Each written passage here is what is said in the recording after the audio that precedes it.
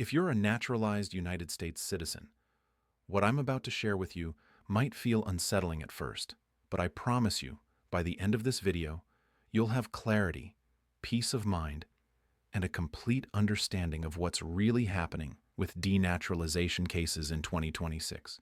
According to recently leaked internal documents, we're looking at what could be a 16,000% increase in denaturalization referrals. Yes, you heard that correctly. 16,000%. But before you panic, there's crucial context you absolutely need to understand. Stay with me because the reality is far more nuanced than the headlines suggest, and I'm going to break it all down for you using my insider knowledge from working at the very agency that handles these cases. Welcome back to Entry Status USA, the channel where we cut through the noise and give you accurate, reliable immigration information from someone who's actually worked inside the system. My name is Adrian, and I'm an immigration attorney who has spent years helping foreign nationals navigate the complexities of United States immigration law. But what makes my perspective unique on today's topic is that I used to work at the Department of Justice Office of Immigration Litigation, the exact office that handles denaturalization cases for the United States government. So when I tell you about denaturalization, I'm not speculating or theorizing. I'm speaking from direct first-hand experience of how these cases actually work from the government's perspective. Today we're diving deep into the recently leaked documents about denaturalization quotas for 2026, and I'm going to share insights that you won't hear anywhere else. If you find this information valuable and you want to stay updated on the latest immigration developments that actually matter to your life, please hit that subscribe button and turn on notifications. And if this video helps ease your concerns or answers your questions, a like really helps us reach more people who need this information. All right, let's get into it. Setting the stage. What the documents reveal. So, let's start with what we know from the leaked internal guidance. According to multiple sources, including the New York Times, internal USCIS guidance issued in December directs field offices to refer between 100 and 200 to naturalization cases per month to the Department of Justice during fiscal year 2026. Now, to understand why this number has created such alarm, we need to look at the historical context. Between 1990 and 2017, the United States averaged approximately 11 denaturalization cases per year. Just over 120 cases have been filed between 2017 and 2025. And this year alone, the DOJ brought 13 denaturalization cases and won 8. So, we're talking about moving from an average of about 15 cases annually to potentially 1,200 to 2,400 referrals per year. That's where that 16,000% increase figure comes from. And understandably, it's causing significant concern among naturalized citizens across the country. Now, many of you have reached out to me through comments, emails, and messages asking whether you should be worried. You've told me about minor discrepancies on old paperwork, about mistakes you might have made years ago when filling out forms, about things you're not even sure you remember correctly from decades past. And I want to address all of those concerns directly. But to do that effectively, we need to understand several critical layers of protection that exist within the system. The high legal standard, your first layer of protection. Here's something absolutely fundamental that you need to understand about denaturalization. These cases don't happen in immigration court. They don't happen through an administrative process. Each case must be reviewed and decided by a federal court. And that distinction matters enormously. When the Department of Justice files a denaturalization case, they're filing in federal district court where they must meet an extraordinarily high legal standard. They have to prove beyond a reasonable doubt if it's a criminal case, or by clear and convincing evidence in a civil case that you procured your citizenship illegally or through material misrepresentation. That word material is doing a lot of heavy lifting here. We're not talking about minor errors or small omissions. We're talking about facts that if the government had known them would have affected your eligibility for citizenship in the first place. Now, why does this matter so much? Federal judges are lifetime appointees. They're not political appointees who serve at the pleasure of any administration. They enjoy an extraordinary level of independence and neutrality. These judges take the constitutional protection of citizenship very seriously. The Supreme Court has repeatedly stated that citizenship and naturalization are too precious and fundamental to democracy for the government to take it away on their whim.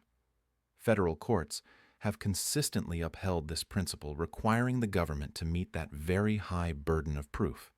So the first critical point I want you to understand is this. Even if USCIS refers your case to the Department of Justice, and even if the DOJ decides to file a lawsuit, you still have the protection of a federal judge who must independently agree that the government has met its burden. This isn't automatic. This isn't rubber-stamped. Every single case requires judicial scrutiny, the Department of Justice bottleneck. Now let's talk about the second major factor that provides protection here.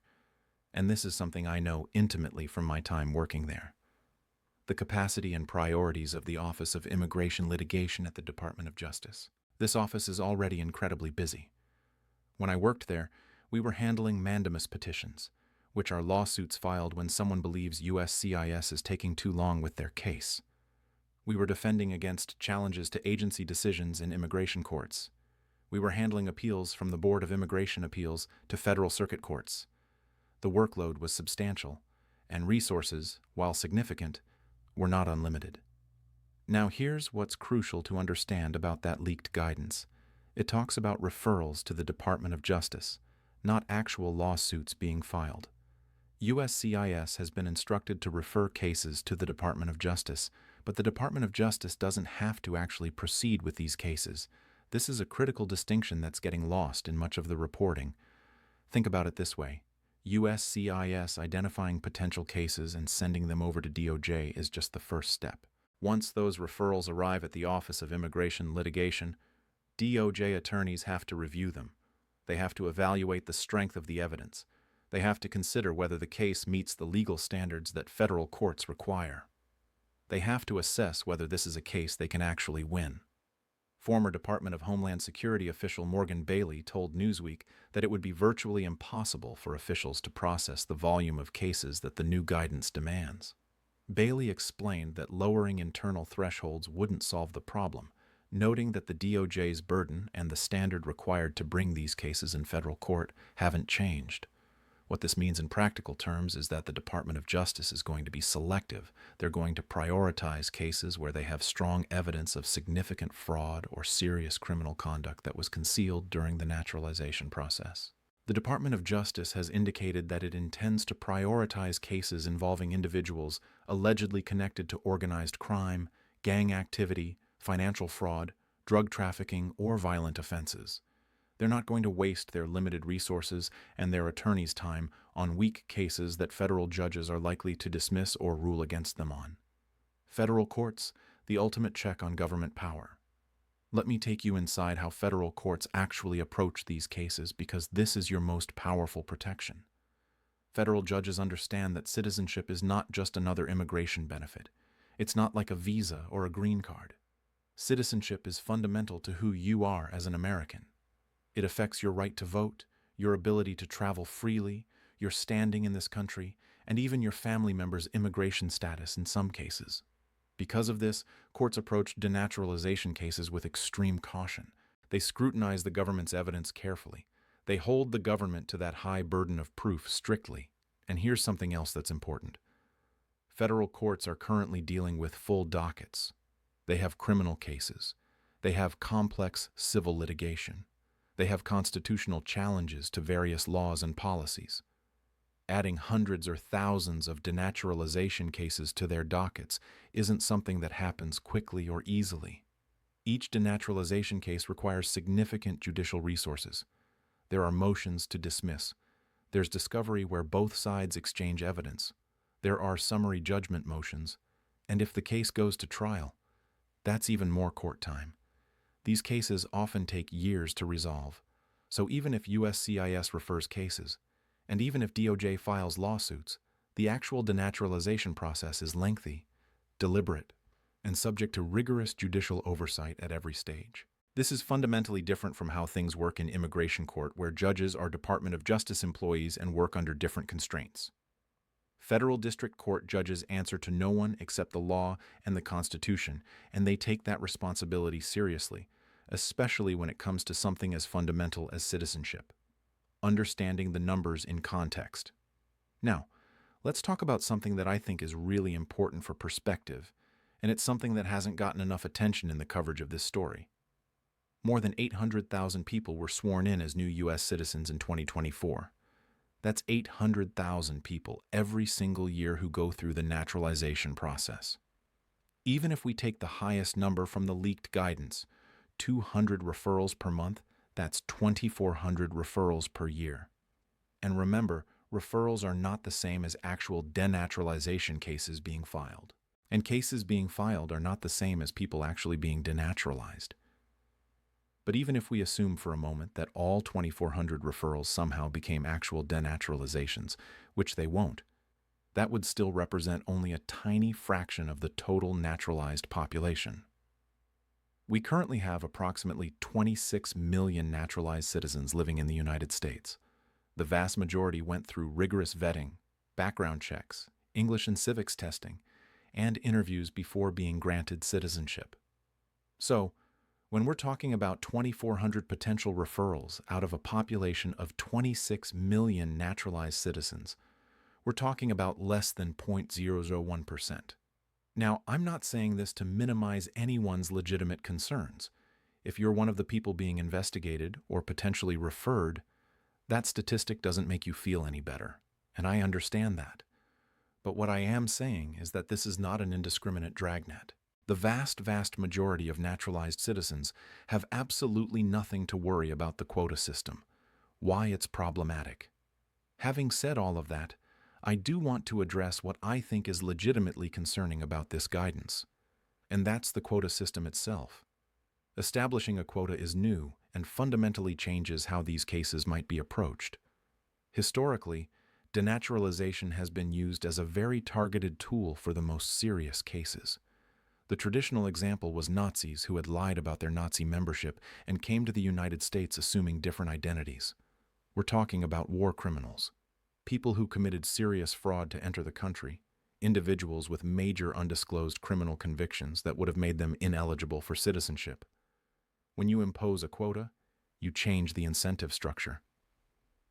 Instead of the focus being on finding and addressing the most serious cases of fraud, the focus shifts to meeting a number. And when agencies need to meet numbers, there's a natural tendency to look for easier cases, lower-hanging fruit. That might mean pursuing cases involving people who made minor errors on their applications years or even decades ago. People who may have made honest mistakes rather than engaged in intentional fraud.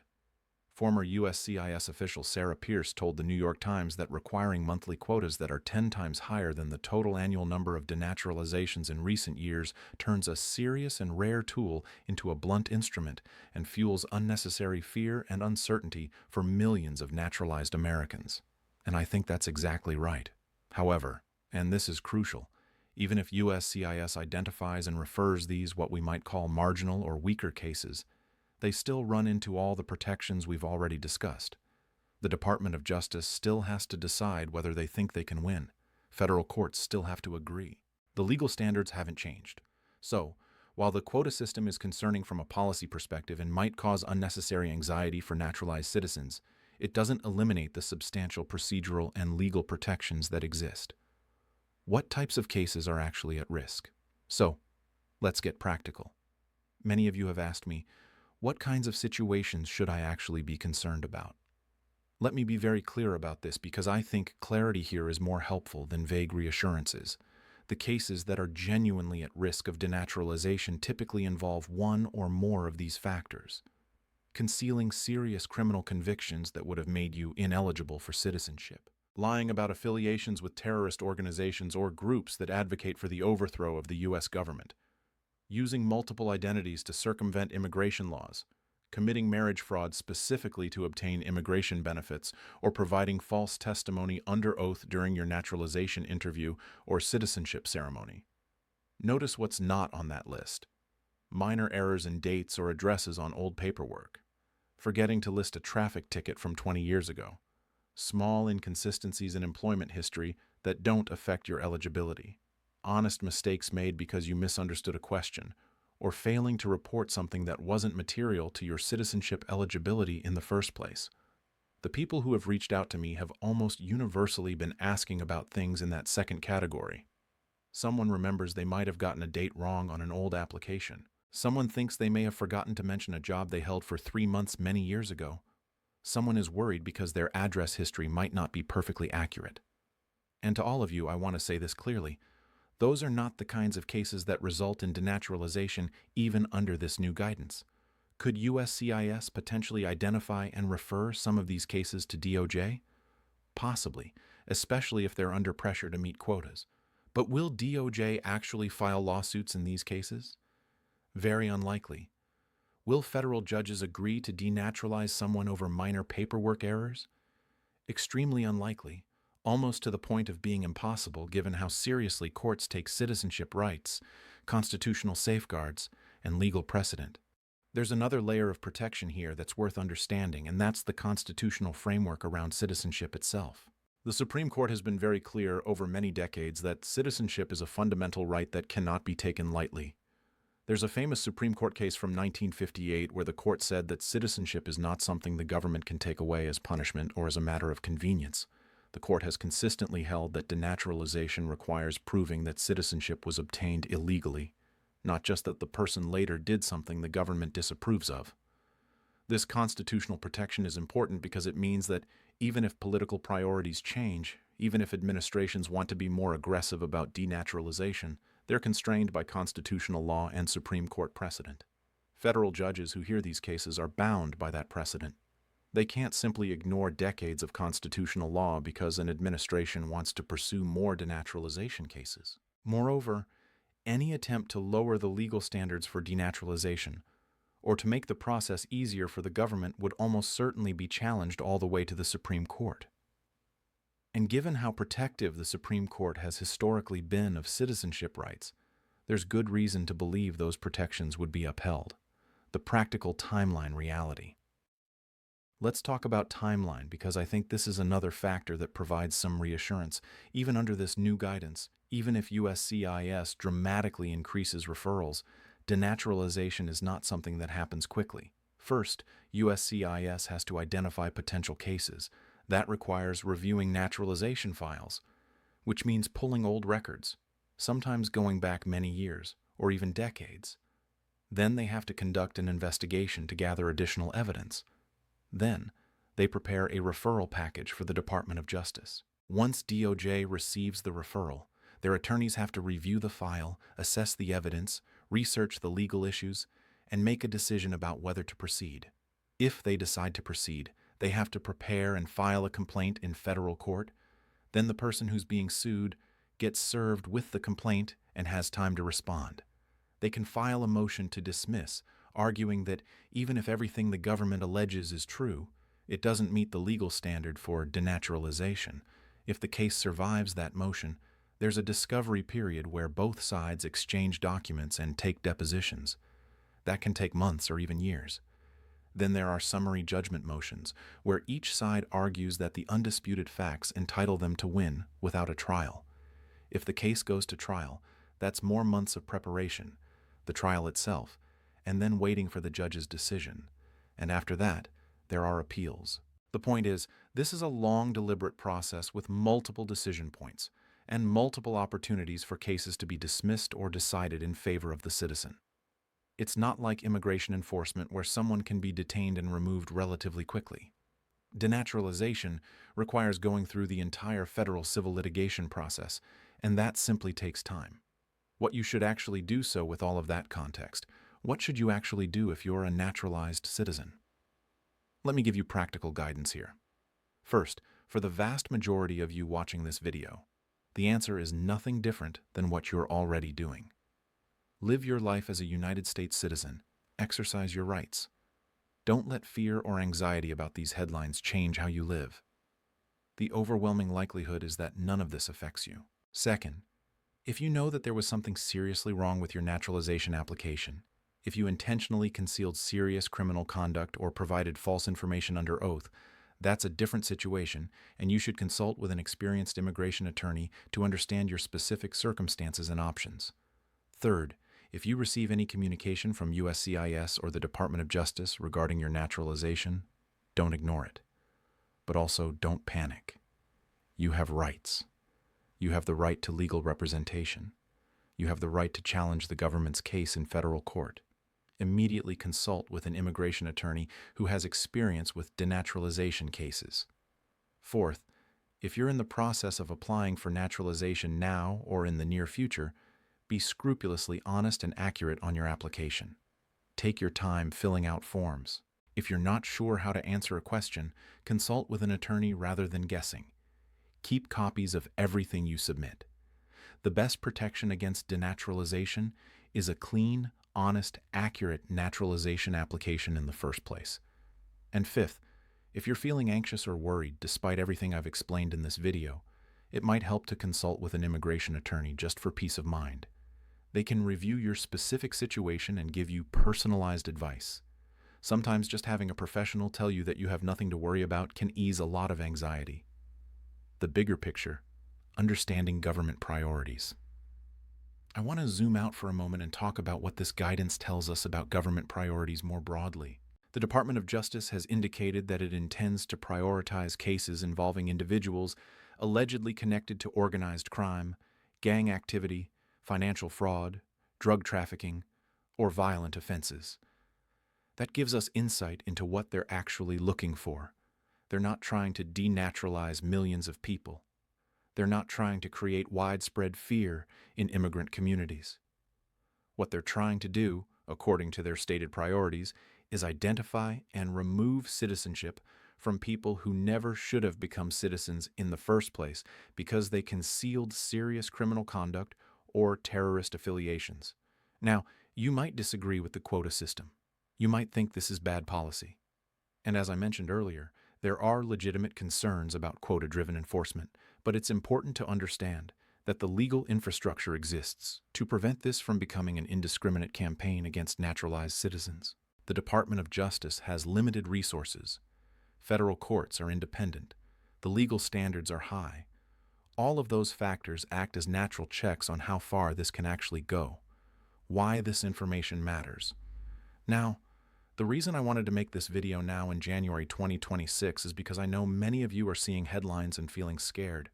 You're wondering whether your citizenship is secure. You're questioning whether you should avoid traveling internationally. You're worrying about whether errors from years ago might come back to haunt you.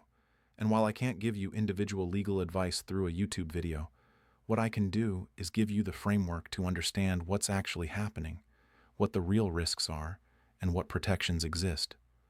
Knowledge is power, especially when it comes to something as important as your citizenship status.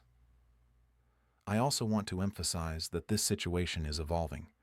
The guidance was just issued in December 2025. We're now seeing how it's actually being implemented. There will likely be legal challenges. Immigration advocates are already raising concerns. Federal courts will ultimately decide how far this can go. So, it's something we'll continue to monitor and update you about on this channel. Resources and next steps. If you want to learn more about denaturalization, I have several other videos on this channel where I go into more detail about how the process works, what the legal standards are, and what your rights are if you're facing a denaturalization case. I'll link to those videos in the description below and in the cards above. I also want to remind you that immigration law is complex and individual situations vary tremendously. While the information in this video is accurate and based on my professional experience, it's not a substitute for personalized legal advice. If you have specific concerns about your naturalization or citizenship status, please consult with a qualified immigration attorney who can review your individual circumstances.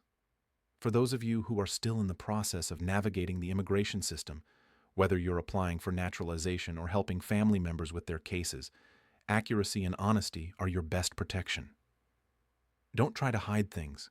Don't misrepresent information. Don't make assumptions about what the government does or doesn't know. If you're unsure about anything, get professional guidance. And remember, the vast majority of naturalizations are completely legitimate. Most naturalized citizens went through the process honestly and correctly. Those people have nothing to fear from this guidance, regardless of the numbers being discussed.